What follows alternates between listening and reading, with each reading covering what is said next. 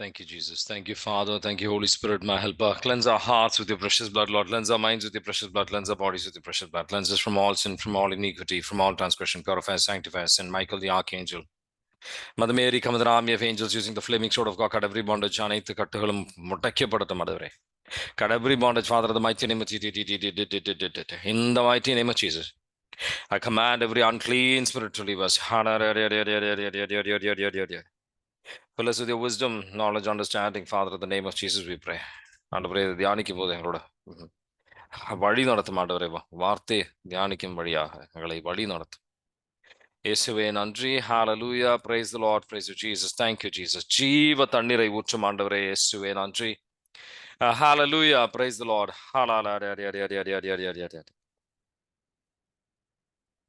பரலோகத்தில் இருக்கும் எங்கள் பிதாவே, உம்முடைய நாமம் அர்ச்சிக்கப்படுவதாக, உம்முடைய ராஜ்யம் வருக, உம்முடைய சித்தம் பரலோகத்தில் செய்யப்படுவது போல பூலோகத்திலும் செய்யப்படுவதாக.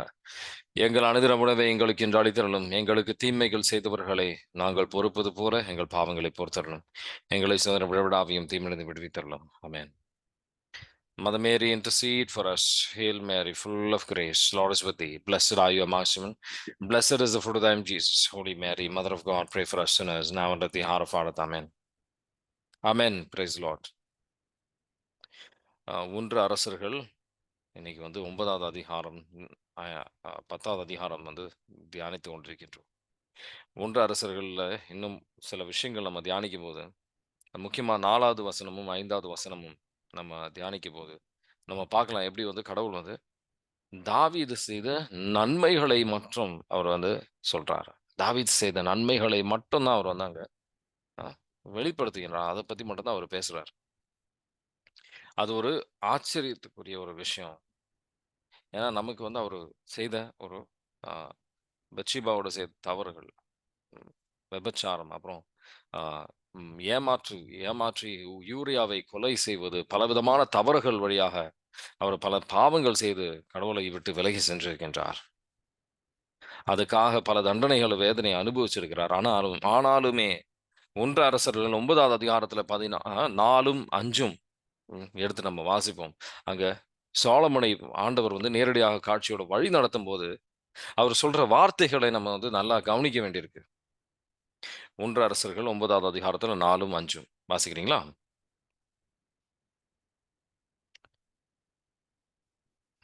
ஒன்று அரசர்கள் 9வது அதிகாரத்துல 4வது வசனமும் 5வது வசனமும்.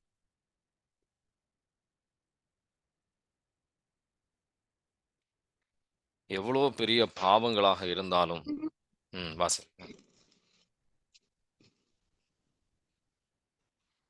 அது பாவத்தை அறிக்கையிட்டு,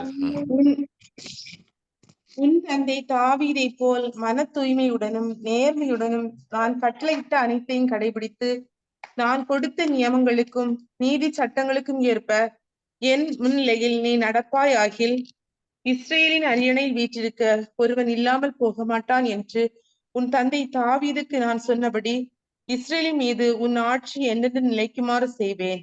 ஆமென். ஆமென்.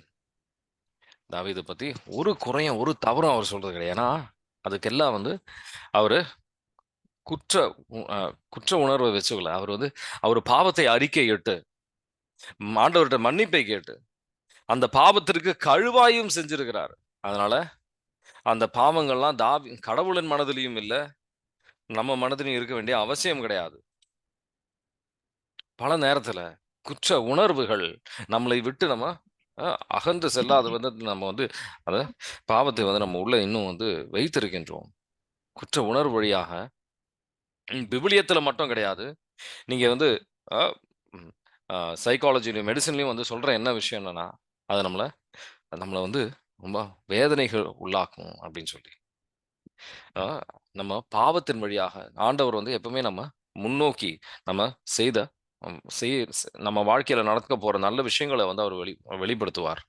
சாத்தான் நம்ம செய்த தவறுகளை குற்றத்தை எழுப்புவான் நம்ம உள்ளத்துல.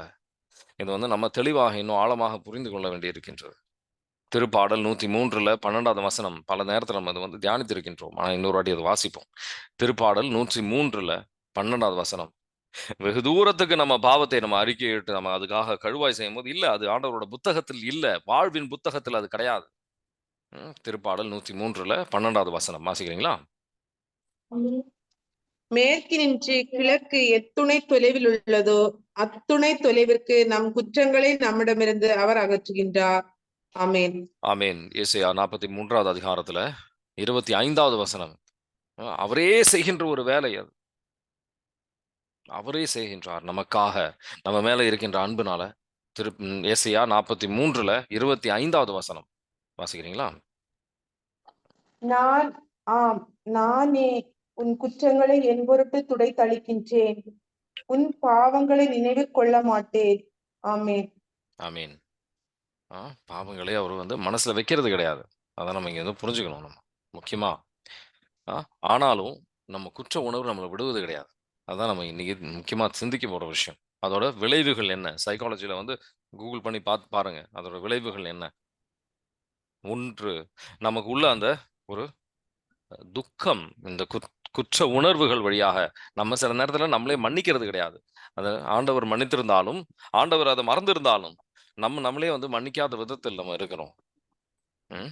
அது வந்து அதோட விளைவுகள் என்ன பார்த்தீங்கன்னா, முதல்ல வந்து அது முக்கியமா அது துக்கத்திற்கு நம்ம ஆளாக்கும். துக்கத்திற்கு நம்ம ஆளாக்கும்.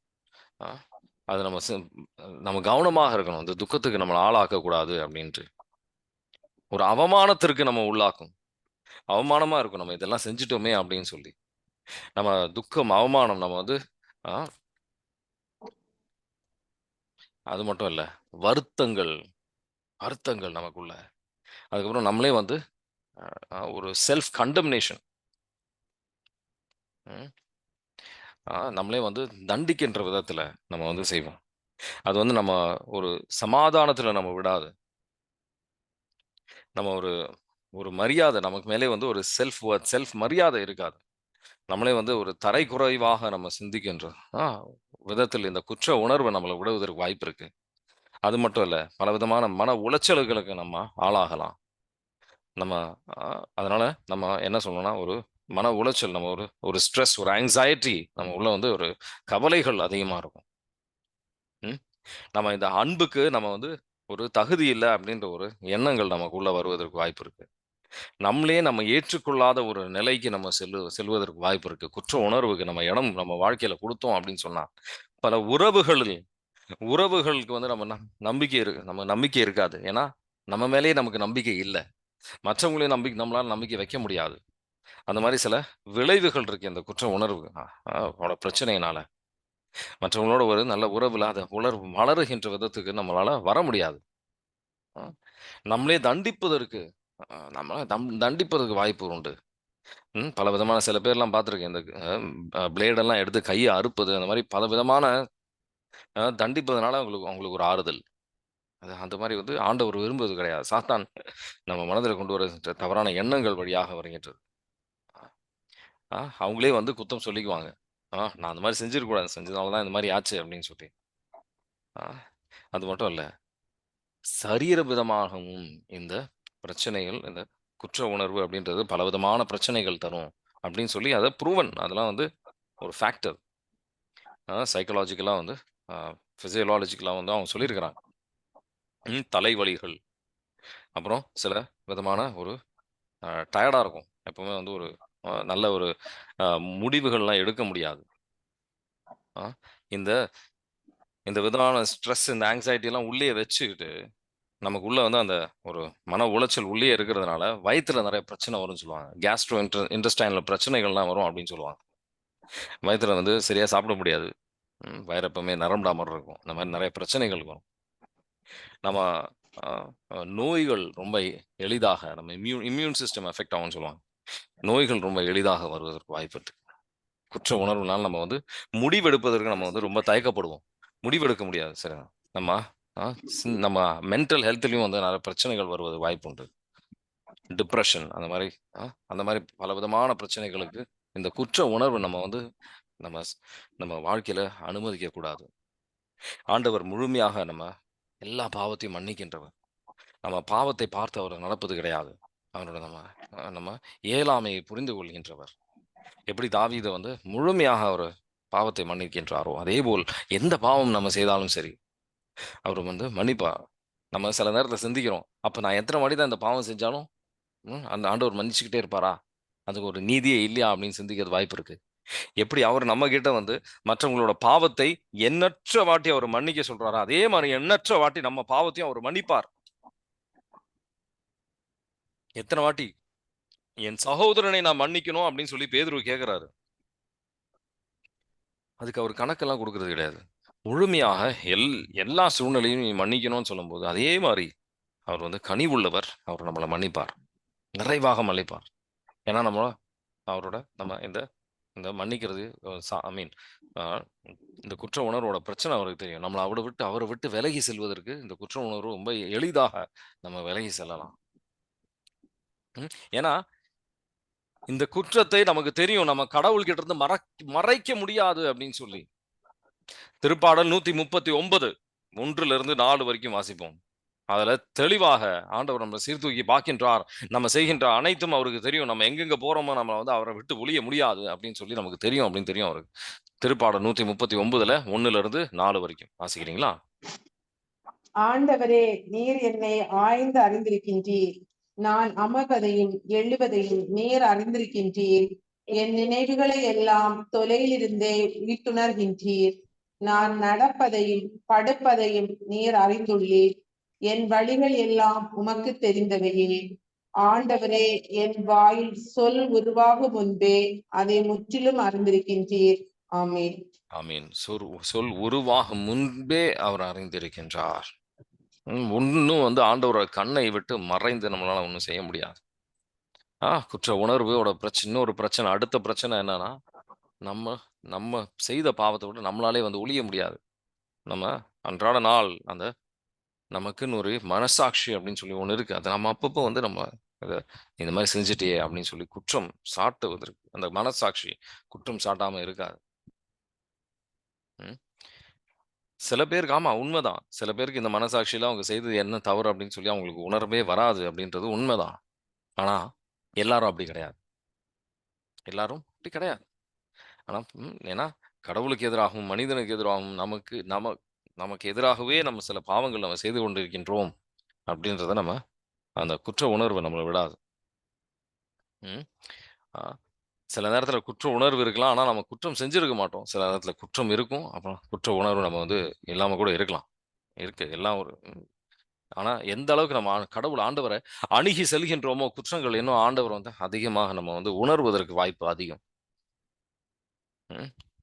இத வந்து நம்ம ஆண்டவர்கிட்ட அர்ப்பணிக்கும் போது அவரு அந்த இதுல இருந்து அந்த சாத்தானின் சூழ்ச்சியில இருந்து நமக்கு விடுதலை முழுமையாக அவர் தருவார். அது ஒரு கட்டு. அது ஒரு கட்டு அது. அந்த கட்டுல இருந்து அந்த ஆண்டவர் விடுதலை முழுமையாக, நிறைவாக ஆண்டவரால தர முடியும். You will know the truth. உண்மையை அறிவீர்கள். அவர் உங்களுக்கு விடுதலை தருவார். முழுமையான ஒரு விடுதலை உங்களால பெற முடியும். இந்த குற்ற உணர்வுல இருந்து முழுமையான நிறைவான ஒரு விடுதலை நம்மளால ஒவ்வொருத்தருக்கும் பெற முடியும். எவ்வளவு பெரிய பாவங்கள், எவ்வளவு ஆண்டவர் வந்து நம்ம தெரிஞ்சே அந்த பாவங்கள் செய்திருக்கலாம். நான் தெரிஞ்சிருந்து ஆனாலும் நான் செஞ்சேன் அப்படின்னு சொல்லி நம்ம தோணலாம். தெரிஞ்சுதான் செஞ்சேன் அப்படின்னு தோணலாம். பலவிதமான குற்றச்சாட்டுகள் சாத்தா நம்ம உள்ளத்துக்கு எழுப்ப வாய்ப்பு உண்டு. ஆனாலும் அனைத்திலிருந்தும் ஆண்டவர் விடுதலை நமக்கு ஒவ்வொருத்தருக்குமே தருவார். நீங்க நம்பிக்கை வைத்தால் மட்டும் போதும். அது சாதாரண மனிதர்களுக்கு மட்டும் கிடையாது. எவ்வளவு பெரிய மாளிகையில தாவீது இருந்தாரோ அவருக்கும் யார் இருந்தாலும் சரி எல்லாருக்குமே இந்த குற்ற உணர்வு யாரையும் விடாது. எல்லாருக்குமே வருவதற்கு வாய்ப்பு உண்டு. எல்லாருமே நம்ம பாவத்திற்கு ஏதுவானவர்கள். எல்லாருக்கும் இந்த பாவத்துல விழலாம். நான் தான் வந்து எனக்கு தான் இவ்வளவு பிரச்சனைகள் அப்படின்லாம் இல்லை. எல்லாருக்குமே இருக்கு. அதனால இது இன்னும் நம்ம எப்படி ஆண்டவரை அணுகி செல்லும்போது இன்னும் குற்ற உணர்வு தூண்டுவது விதத்தில் பல விஷயங்கள் நடக்கலாம். ஆனா ஆண்டவர் இதெல்லாம் வெளிப்படுத்துவதற்கு இந்த குற்ற உணர்வு நம்ம உள்ளத்தில் வருகின்றது அப்படின்னு சொன்னா அது மனம் திரும்புவதற்காகவே ஒழிய அது தீர்ப்பளிப்பதற்காக கிடையாது. தீர்ப்பளிப்பதற்காக கிடையாது. நம்ம மனம் மாறணும் அப்படின்றதுக்காக. ஏன்னா ஆவியானவர் தான் இந்த தூண்டுதல் நம்ம உள்ளத்தில் தருகின்றார் அப்படின்றத உணர ஆண்டவர் அழைக்கின்றார். பாவத்திற்கு தூண்டுதல் யார் தருவார்? ஆவியானவர் நமக்கு தருகின்றார். அந்த ஆவியானவரோட தூண்டுதல் நம்ம வந்து உள்ளத்துல அந்த கண்ணீரால நம்ம அழுவும் போது எப்படி பேதுரு அழுகின்றார், அந்த பாவியான பெண்மணி இயேசு ஆண்டவர் காலில் வந்து அழுகும் போது அதை போல் நம்ம அழுகி நம்ம ஆண்டவரை விட்டு அணுகி வரும்போது அவர் வந்து நம்மள ஆறுதல் தருவார். அழுகின்றவர் ஆறுதல் பெறுவார் அப்படின்னு சொல்லி மத்தேயு 5வது அதிகாரத்துல 7வது வசனத்துல 5வது வசனம் வாசிச்சிருக்கோம். அப்போ அது மாதிரி ஆண்டவர் ஆறுதல் தருவார். நம்ம அவரை அணுகி அவர் கொண்டு செல்வார். எப்படி ஊதாரி மைந்தன் திரும்பி வந்ததை போல் நம்ம வந்து ஒவ்வொருத்தரையும் அவர் திரும்பி முழு இதயத்தோடு அவர் வந்து நம்மளை அழைக்கின்றார். ம். நம்ம இந்த குற்ற உணர்வுக்கு நம்ம அடிமை ஆகக்கூடாது அப்படின்னு சொல்லி ஆண்டவர் சிந்திக்க அழைக்கின்றார். ஆனா இதை வந்து நம்ம அடுத்த ஒரு விஷயம் நம்ம தியானிக்க போகிறது 9வது அதிகாரமும் 10வது அதிகாரமும் நம்ம தியானிக்க வேண்டிய ஒரு முக்கியமான விஷயம் என்ன அப்படின்னு சொன்னா, நம்ம சாலமன் சாலமன் வந்து ஒரு ம், பெரிய ஒரு ஆ, ஆ, விற்பது வாங்குவதுல வந்து ஒரு பெரிய ஒரு ஆளா இருக்கிறார். பலவிதமான தேசங்களோட வந்து அவர் ஒப்பந்தங்கள் வைத்திருந்தார். அவர் ஒரு பெரிய நேவியை வந்து அவர் பில் பண்ணியிருந்தார். பலவிதமான ஒப்பந்தங்கள் வைத்திருந்தார். ஒன்று அரசர்கள் 9வது அதிகாரத்துல எடுத்து கடைசி 3 வசனங்கள் நீங்க எடுத்து பார்த்தீங்கன்னா, அங்க ஒரு சில முக்கியமான விஷயங்கள் நீங்க கவனிக்கலாம். 1 அரசர்கள் 9வது அதிகாரத்துல கடைசி 3 வசனங்கள் வாசிக்கிறீங்களா? அரசர் சாலமோன் ஏதோம் நாட்டில் செங்கடல் கரையில் உள்ள ஏலோத்திற்கு அருகிலுள்ள எப்சியோன் கெபேரில் கப்பல்களை கட்டினார். அக்கப்பல்களில் சாலமோனின் பணியாளருக்கு துணையாய் இருக்க தேர்ச்சி மிகுந்த மாலுமிகளை ஈராம் அனுப்பி வைத்தார். இவர்கள் ஓபீருக்கு சென்று அங்கிருந்து ஏறத்தாழ 17,000 கிலோ பொன்னை சாலமோன் அரசரிடம் கொண்டு வந்து சேர்த்தனர். ஆமென். ஆமீன். இந்த விதமான ஒப்பந்தங்கள் வழியாகவும் இந்த மாதிரி ஒரு ஏன்னா யூ இஸ்ரேல் மக்கள் வந்து இந்த மாதிரி ஒரு கடல் வைத்து வந்து அவங்க அந்த அளவுக்கு வந்து ஒரு இது கிடையாது. ம். அவங்க வந்து அந்த இடத்திலேயே வந்து ஒரு கடல் இது ரொம்ப கம்மி தான் அவங்களுக்கு. ஆனா அவர் வந்து சாலமோனுக்கு இருக்கிற ஞானம் வழியாக நிறைய விஷயங்கள் வந்து அவர் எப்படி வந்து வளருகின்றார் அப்படின்றத பார்க்கலாம். ம். ஒரு அ 16 டன் கோல்டுன்னு சொல்லுவாங்க. தங்கம் அவர் வந்து கொண்டு வந்திருக்கிறார். இது மட்டும் இல்ல. ம். அ இந்த எக்லேசியாஸ்டிக்ஸ் அதில வந்து குறிப்பீடுன்னு சொல்லுவாங்க. இல்ல குறிப்பீடு இல்ல. சபை உரையாளர். 2வது அதிகாரத்துல 4லிருந்து 9 வரைக்கும் பார்த்தீங்கன்னா, அவர் என்னென்ன விஷயங்கள் செய்தார் அப்படின்னு சொல்லி, அவருக்காக வீடுகள், அ தோட்டங்கள், அவர் பலவிதமான அ இது விஷயங்கள் அவர் வந்து எப்படி வளருகின்றார் அப்படின்றத பார்க்கலாம். அ சபை உரையாளர் 2வது அதிகாரத்துல 4லிருந்து 9 வரைக்கும் வாசிக்கிறீங்களா? அவர் வளர்ந்த அளவுக்கு யாரும் வளரல அப்படின்ற மாரி போட்டிருக்கும். வாசிக்கிறீங்களா? 4 4லிருந்து 9 வரைக்கும். பெரிய காரியங்களை செய்து முடித்தேன். எனக்கென்று வீடுகளை கட்டினேன். திராட்சை தோட்டங்களை அமைத்தேன். எனக்கென்று தோட்டம் பூங்கா பல அமைத்து அவற்றில் எல்லா வகையான பல மரங்களை நட்டேன். தோப்பில் வளரும் மரங்களுக்கு நீர் பாய்ச்சுவதற்காக குளங்களை வெட்டினேன். ஆண் பெண் அடிமைகளை விலைக்கு வாங்கினேன். என் வீட்டிலேயே பிறந்த அடிமைகளும் எனக்கு இருந்தார்கள். ஏராளமான ஆடு மாடுகளும் எனக்கு இருந்தன. எனக்கு முன் எருசலேமில் இருந்த எவருக்கும் அத்தனை ஆடு மாடுகள் இருந்ததில்லை. வெள்ளி பொன் மன்னர்களின் செல்வம் மாநிலங்கள் ஆகியவற்றையும் சேர்த்து கொண்டேன். இசைவெல்ல ஆடவரும் பெண்டிரும் என்னை பாடி மகிழ்வித்தனர். மகிழ்வூட்டும் மங்கையரையும் வைத்திருந்தேன். இவ்வாறு என் செல்வம் வளர்ந்தது. எருசலேமில் எனக்கு முன் இருந்த எல்லாரையும் விட பெரிய செல்வனானேன். எனினும் எனக்கு இருந்த ஞானம் குறைபடவில்லை. ஆமென். ஆமென். 2 குறிப்பீடு 1வது அதிகாரத்துல 2 குறிப்பீடு 1வது அதிகாரத்துல 16ம் 17ம் பார்த்தீங்கன்னா, குதிரைகள்லாம் எகிப்து தேசத்திலிருந்து குதிரைகள் அப்படின்னு சொல்லி ஒரு வணிகர் ராஜாவோட வணிகர்லாம் வந்து போய் நிறைய விற்பது வாங்குவது பலவிதமான சம்பாத்தியங்கள் வருகின்றது. 2 குறிப்பீடு 1வது அதிகாரத்துல 16, 17 வாசிக்கிறீங்களா?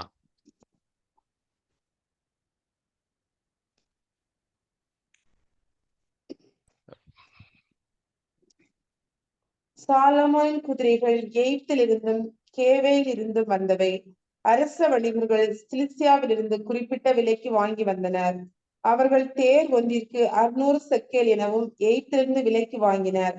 அவை அவர்கள் வழியாகவே இத்திய மன்னர் சிரிய மன்னர் அனைவரையும் சென்றடைந்தன. ஆமென். ஆமீன்.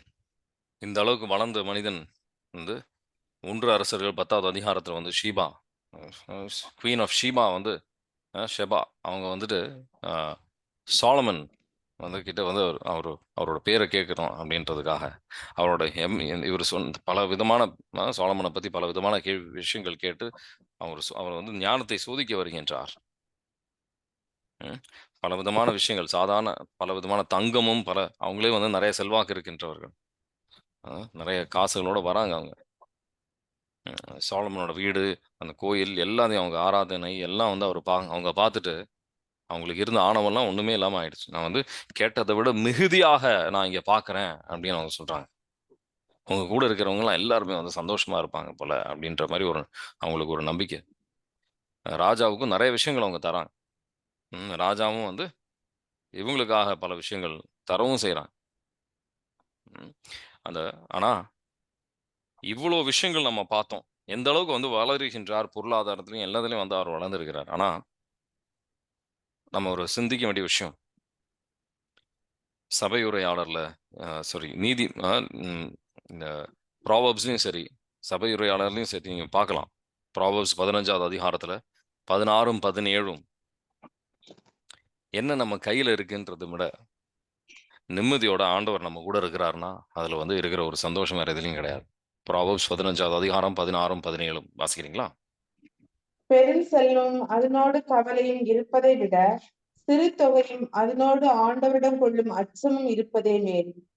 பகை நெஞ்சம் கொண்டோர் படைக்கும் நல்ல இறைச்சி உணவை விட அன்புள்ளம் உடையவர் அளிக்கும் மரக்கறி உணவே மேல். ஆமென். ஆமீன். நம்ம எவ்வளவு இருக்கின்றது அப்படின்றத விட ஆண்டவர் வந்து அவரோட நம்ம இருக்கின்றோமா அப்படின்றதுதான். எங்க 9வது அதிகாரத்துல சோலமன் ஆண்டவரோட பேசுறார். ஆனா அதுக்கப்புறம் வந்து ஆண்டவர் வந்து பேசுவது என்ன? ஒரு தீர்ப்பு அளிக்கின்றார். 11வது அதிகாரத்துல பாத்தீங்கன்னா ஆண்டவர் வந்து தீர்ப்பு தான் அளிக்கின்றார். எதனால? 14வது வசனத்தை எடுத்து வாசிச்சு பாருங்க. உங்களுக்கு தெரியும் நான் சொல்ல வர்றது எதனால அப்படின்னு சொல்லி. ஆண்டவரால ஆசீர்வதிக்கப்பட்டோம்னு சொன்னா நம்ம வந்து இந்த பொருளாதார ஆசீர்வாதம் தான் பார்க்கிறோம். ஆண்டவர் எந்த அளவுக்கு புரிந்திருக்கின்றார், எந்த அளவுக்கு நெருக்கமாக இருக்கின்றார், எந்த அளவுக்கு ஆண்டவர் அவரோட பேசி உறவாடுகின்றார் அப்படின்றது அந்த முக்கியத்துவத்தை நம்ம அந்த அளவுக்கு ஒரு பொருள்படுத்துவது கிடையாது. ஒன்று ஒன்று அரசர்கள் 10வது அதிகாரத்துல 14வது வசனத்தை வாசிப்போம்.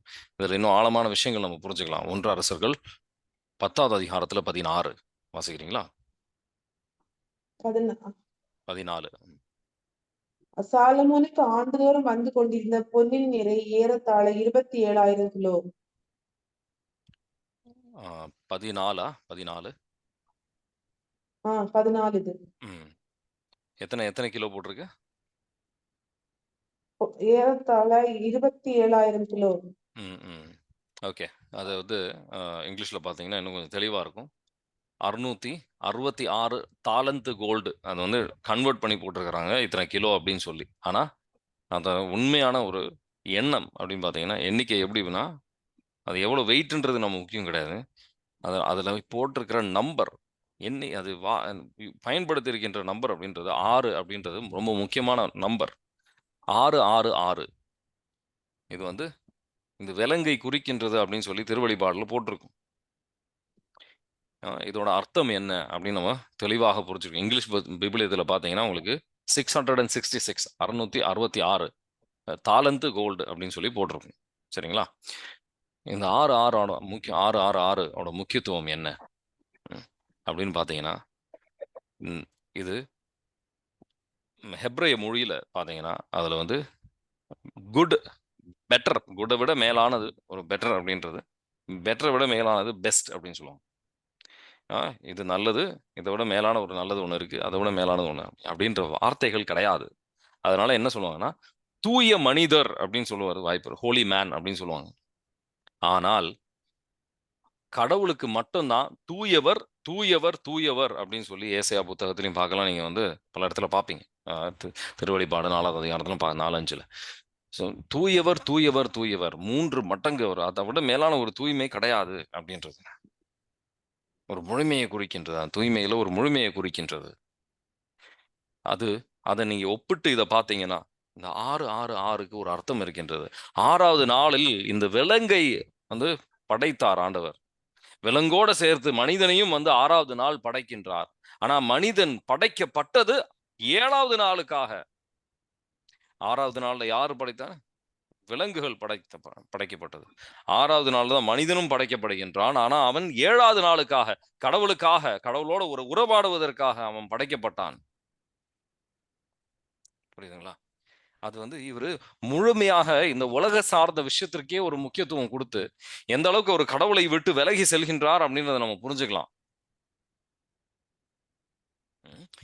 1 டிமோத்தி 6வது அதிகாரம் 17லிருந்து 19 வரைக்கும் நம்ம வந்து கொஞ்சம் நல்லா வாசிச்சீங்கன்னா உங்களுக்கு புரியும் நான் என்ன சொல்ல வரேன் அப்படின்றது.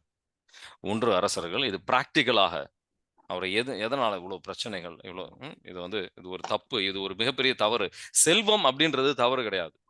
அந்த செல்வம் எப்படி பயன்படுத்துகின்றோம் அப்படின்றது ரொம்ப முக்கியம். 1 டிமோத்தி 6வது அதிகாரத்துல 17லிருந்து 19 வரைக்கும் வாசிக்கிறீங்களா? இவ்வுலகில் செல்வர்களாய் இருப்பவர்களுக்கு இவ்வாறு கட்டளையிடு. அவர்கள் மேட்டிமை உணர்வு கொள்ளலாகாது. நிலையில்லா செல்வத்தில் நம்பிக்கை வைக்காமல் நம்முடைய இன்பத்துக்காகவே எல்லாவற்றையும் நிறைவாக அளிக்கும் கடவுளை மட்டுமே எதிர்நோக்கி இருக்க வேண்டும். அவர்கள் நல்லதை செய்து நற்செயல்கள் என்னும் செல்வத்தை சேர்ப்பார்களாக. தங்களுக்குள்ளதை தாராள மனத்தோடு பயந்தளிப்பார்களாக. இவ்வாறு அவர்கள் தங்களது வருங்காலத்திற்கென்று நல்லதோர் அடித்தளமாக இச்செல்வத்தை சேமித்து வைப்பதால் உண்மையான வாழ்வை அடைய முடியும். ஆமென். ஆமென். உண்மையான வாழ்வை அடையணும் அப்படின்னா அந்த செல்வத்தை ஆண்டவரோட நன்மைக்காக பயன்படுத்தணும். அது இங்க சாலமன் அவருக்காக சேர்த்து வைத்தார். அவரோட அரியணைக்காக சேர்த்து வைக்கின்றார். அவரோட பதவிக்காக, அவரோட வளர்ச்சிக்காக யோசிக்கின்றாரே ஒழிய, அந்த மக்களோட பாரம் நிறைய எடுத்திருக்காங்களே, அவங்கள உதவி செய்வோம் அதெல்லாம் கிடையாது. அவங்க வந்து அதுக்கப்புறம் வந்து அந்த அவங்க பிரச்சனை அது அவங்க வேதனையை வந்து 12வது அதிகாரத்துல நீங்க பார்க்கலாம். 4வது வசனத்துல நீங்க பார்க்கலாம். அடுத்த அரசர்கிட்ட யாரு ரகபோகம் கிட்ட வந்து அவங்க போய் பேசுறாங்க. உங்க அப்பா செய்த பாரங்கள்ல இருந்து எங்களுக்கு கொஞ்சம் விடுதலை தாங்க அப்படின்னு சொல்லி. அவர் எந்த அளவுக்கு கடவுளை விட்டு விலகி சென்றிருக்கின்றார் அப்படின்றத நம்ம புரிஞ்சுக்கலாம். அந்த தாலந்து கோல்டு 666 விட மேலாக இருந்திருக்கும். இன்னும் அதிகமா இருந்திருக்கும். ஆனா இது இது இது இந்த விதத்துல 70 வழியாக இந்த மாதிரி எழுதுவது வழியாக அவங்க என்ன சொல்றாங்க அப்படின்னா, எந்த அளவுக்கு அவரோட இதயம் கடவுளை விட்டு விலகி சென்றது, அவர் விலகை போல் ஆயிருக்கிறாரு அப்படின்ட்டு. 1 யோவான் 2வது அதிகாரத்துல 15லிருந்து 17 வரைக்கும் நம்ம வந்து தியானிப்போம். ரொம்ப முக்கியமான விஷயம். ஏன்னா இந்த உலக சார்ந்த விஷயங்கள் எப்படி நம்ம கடவுளை விட்டு விலகி சென்று நம்ம கொண்டு போய்கிட்டு இருக்கு நமக்கு தெரியறது கிடையாது. நம்ம கண்கள் மூடப்பட்டது. முதல்ல அவன் சாத்தான் கண்ணை மூடிடுவான். நம்ம பாவத்துக்கு விழும்போது கண்ணை மூடிடுவான்.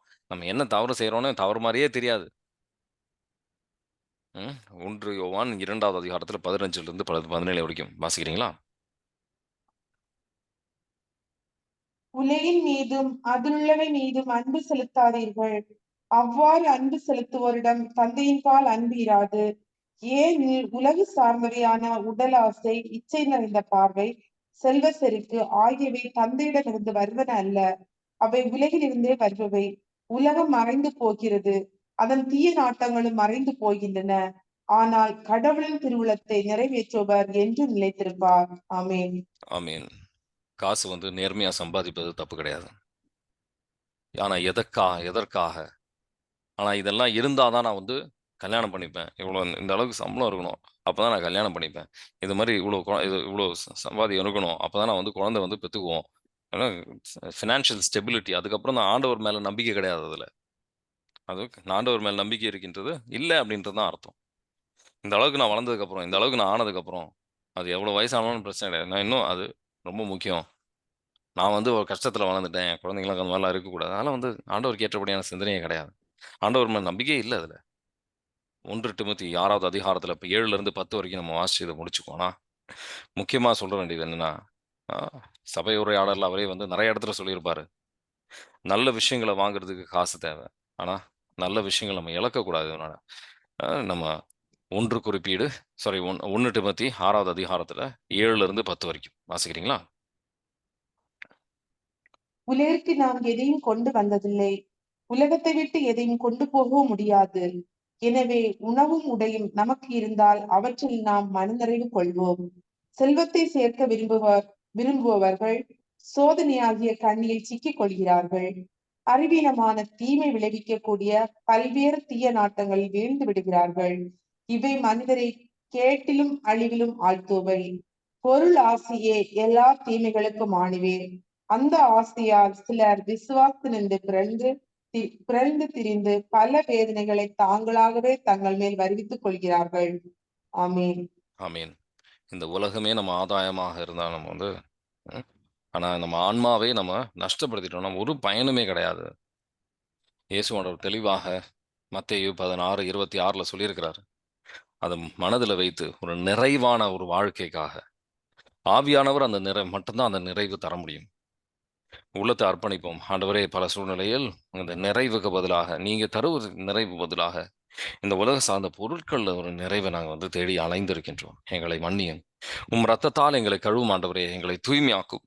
விடுதலை தாரும். அனைத்து கட்டுகளும் உடைக்கப்படட்டும். Bind and cast every unclean spirit, எல்லா அசுத்த ஆவிகளும் கட்டி நிர்மலமாக்கப்படட்டும் ஆண்டவரே. சமாதானத்தின் ஆவி ஊடுருவி செல்லட்டும். ஃபாதர், இந்த mighty name of Jesus we pray. Amen. God bless you. நிறைவான மனிதர்களாக வாழ்கின்ற கிருபையை உங்களுக்கு ஆண்டவர் தருவார். God bless you. Have a nice day.